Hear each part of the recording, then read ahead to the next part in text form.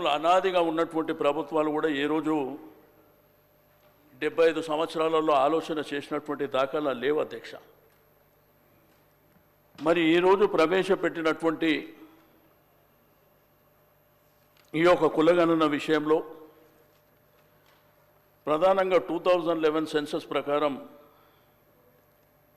అప్పుడున్నటువంటి పాపులేషన్ 3,50,03,674గా చూపిస్తుంది అధ్యక్ష. అయితే ఈరోజు ఉన్నటువంటి ఈ యొక్క ప్రకటనలో మరి సుమారు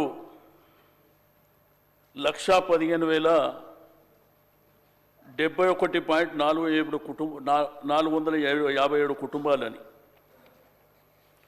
అధ్యక్ష. ఆ రోజు ఉన్నటువంటి పాపులేషన్ అంటే 2011 అంటే 14 సంవత్సరాలు అంటే దగ్గర 13-14 సంవత్సరాలలో ఒక 6 లక్షల పాపులేషన్ పెరిగినట్టే చూపిస్తున్నారు అధ్యక్ష. ఇక్కడ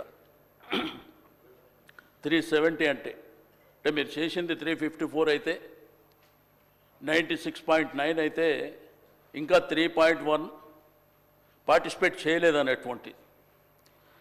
అయితే ఈ లెక్కలని నిన్న నుంచి చూస్తుంటే అధ్యక్ష బీసీ సంఘాలు కావచ్చు, మేధావులు కావచ్చు, అనేకమైనటువంటి డిబేట్ల ద్వారా కావచ్చు కొన్ని అనుమానాలు కూడా వ్యక్తపరుస్తుంది. దీంట్లో ప్రధానంగా ఈ పాపులేషన్ పెరగాలి కదా, ఎట్లా తగ్గింది అనేటువంటిది. ఓ వైపున బీసీల పాపులేషన్ తగ్గినట్టు కానీ, రెండో వైపున ఎస్సీల పాపులేషన్ తగ్గినట్టు కానీ, మూడో వైపున ముస్లిం పాపులేషన్ తగ్గినట్టు కానీ, ఓసీల శాతం పెరిగినట్టు కానీ కొన్ని లెక్కలు వస్తున్నటువంటి సందర్భం అధ్యక్ష. గౌరవ చైర్మన్గా ఉత్తమ్ కుమార్ రెడ్డి గారు మొన్న ప్రెస్ కాన్ఫరెన్స్లో గణాంకాలు చెప్పినట్టు ఆ గణాంకాల ద్వారా తెలిసినటువంటి విషయాలలో చర్చ జరుగుతుంది అధ్యక్ష. అయితే దీంట్లో ప్రధానంగా ముఖ్యమంత్రి గారు చెప్పినారు అధ్యక్ష, ఇప్పుడే ఎన్యూమరేటర్లను పెట్టి కొంతమంది అధికారులను పెట్టి చాలా వరకు మేము పారదర్శకంగా చేయాలనేటువంటి సంకల్పంతో చేసినామని.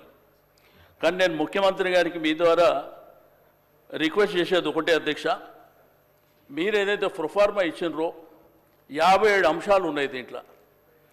దీన్ని ఏంటంటే మీరు మరొకసారి ఆలోచన చేసి, ఎందుకంటే ఈరోజు ఇది ప్రధానమైనటువంటి అంశం, మన సమాజంలో ఉన్నటువంటి 100% మంది ఉన్నటువంటి అంశం కాబట్టి దీనివల్ల ఏంటంటే అనేక అంశాలు దీంట్లో పొందుపరిచారు కాబట్టి చాలామంది ముందుకు రాలేకపోయారు.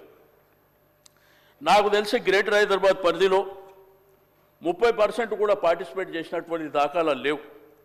మీరు మీ స్టేట్మెంట్లో కూడా కొంత జిహెచ్ఎంసీలో కూడా జరగలేదనేటువంటిది మీరు చెప్పారు అధ్యక్ష. అయితే ప్రధానంగా మాకున్నటువంటి ఇన్ఫర్మేషన్ ప్రకారం నీకు కాలనీస్ కానీ, అపార్ట్మెంట్స్ కానీ, బస్తీలలో కానీ ఇవన్నీ వివరాలు చదివిన తర్వాత మాకెందుకులే అని అవాయిడ్ చేసినటువంటి సందర్భం, మాకు అక్కర్లేదనేటువంటి సందర్భాలు కూడా చాలా జరిగినాయి. అయితే మీరు చేసినటువంటిది ఇంకా పకడ్బందీగా చేసి, ఇంకా దీంట్లో ఏంటంటే హరిబరి తొందరపాటు లేకుండా ఇప్పటికే మీరు ఒక 3-4 నెలల సమయం మీరు చేసిర్రు. సబ్ కమిటీ ద్వారా 12 సార్లు మీటింగ్ జరిగిందనేటువంటి అంశం మీరు చెప్పినారు. ఏది ఏమైనప్పటికీ అధ్యక్ష, మీకు అందరికీ తెలుసు ఈరోజు సమాజంలో ఉన్నటువంటి బడుగు బలహీన వర్గాలలో అవేర్నెస్ వచ్చింది అధ్యక్ష. ఈరోజు సమాజం పట్ల వారు మా యొక్క సంఖ్య పట్ల ఈరోజు ఆర్థికంగా, సామాజికంగా మేము కూడా ఎదుగుదల కావాలి. ఒకవైపున విద్యాపరంగా ఎదుగుదల కావాలి, రెండో వైపున సామాజికంగా ఎదగాలి, ఆత్మగౌరవంతో బతకాలి, రాజకీయంగా కూడా ఎదగాలి అనేటువంటి సంకల్పం కూడా ఈ మధ్యకాలంలో మీకు అందరికీ తెలుసు. మరి గత ప్రభుత్వంలో మరి కేసీఆర్ గారి నాయకత్వంలో 10 సంవత్సరాల పరిపాలనలో చాలా వరకు కొన్ని కార్యక్రమాలు తీసుకోవడం జరిగింది అధ్యక్ష. ఈరోజు ఎడ్యుకేషన్ రంగంలో గురుకులాల విషయంలో కానివ్వండి, లేకపోతే గురుకులాలని ఇంటర్మీడియట్ వరకు తీసుకెళ్లడం కానివ్వండి, డిగ్రీ కాలేజీలు పెట్టడం ద్వారా కానివ్వండి, విదేశీ విద్య ద్వారా కానివ్వండి, సేమ్ టైం రైతు బంధు, రైతు బీమా పొందిన దాంట్లో కూడా మెజారిటీ ఇదే జనం ఉంటారు అధ్యక్ష. దీంతోపాటు మీకు అందరికీ తెలుసు అధ్యక్ష, ఈరోజు హైదరాబాద్లో ఆత్మగౌరవ భవనాలు కానివ్వండి, దానివల్ల ఏంటంటే ఈ మధ్యకాలంలో గ్రామీణ ప్రాంతంలో కూడా చదువుకున్న వాళ్ళ సంఖ్య పెరిగింది అధ్యక్ష. ఈరోజు సమాజంలో ఉన్నటువంటి మన సంఖ్య పెరిగింది కదా, మనకు కూడా మరి సమానమైనటువంటి వాటా కావాలి, రాజకీయంగా కూడా సమానంగా కావాలనేటువంటి సంకల్పం వస్తుంది అధ్యక్ష. అయితే దీంట్లో కొన్ని లెక్కలు అధ్యక్ష. ఇప్పుడు 2023 అసెంబ్లీ జరిగినప్పుడు assembly election commission of India ఆధ్వర్యంలో వాళ్ళు 3,32,318 మంది ఓటర్లు ఉన్నారనేది వాళ్ళు లెక్క చెప్పారు అధ్యక్ష. 2023లో 3,32,32,18 మంది అని. అయితే మీరు ఇచ్చినటువంటి దాంట్లో 3,70,000, 3,70,00,000.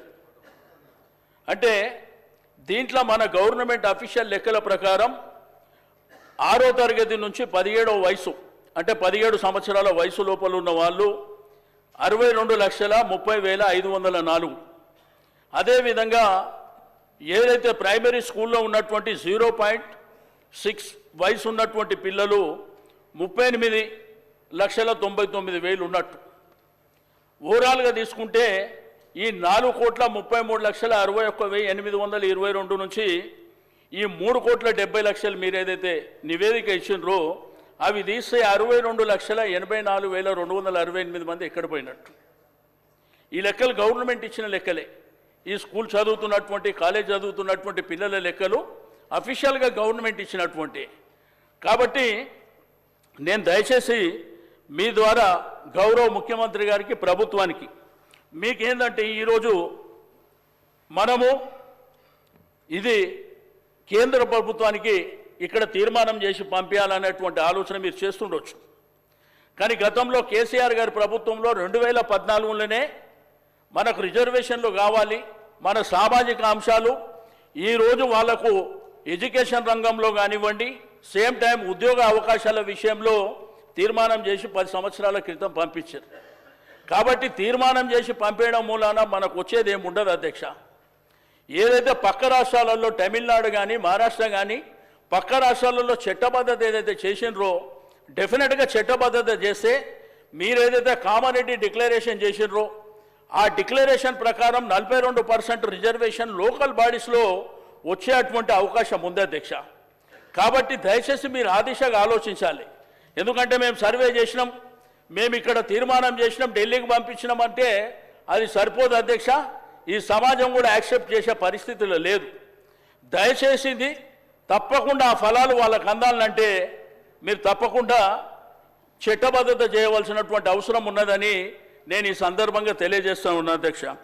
అదేవిధంగా సర్వే విషయంలో కులగణన అంటే సింపుల్గా మన కులానికి సంబంధించి మన రెసిడెన్షియల్ అడ్రస్ కానివ్వండి, సేమ్ టైం నేను ఉద్యోగం చేస్తున్నావా, వ్యాపారం చేస్తున్నావా, ఆ అంశాలు సరిపోతాయి.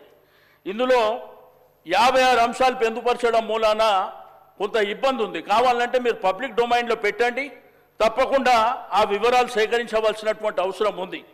రేపు భవిష్యత్తులో మీరు 9.69 వరకు చేసి 96.9 మీరు చేసిండ్రు అంటున్న అధ్యక్ష.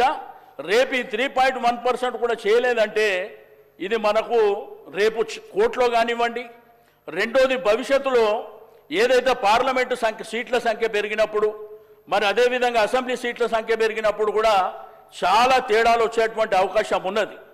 రెండోది ఏంటంటే ఇక్కడ 21 లక్షల మంది బీసీలు చనిపోయినారు అనేటువంటి లెక్క ఒకటి కనిపిస్తుంది.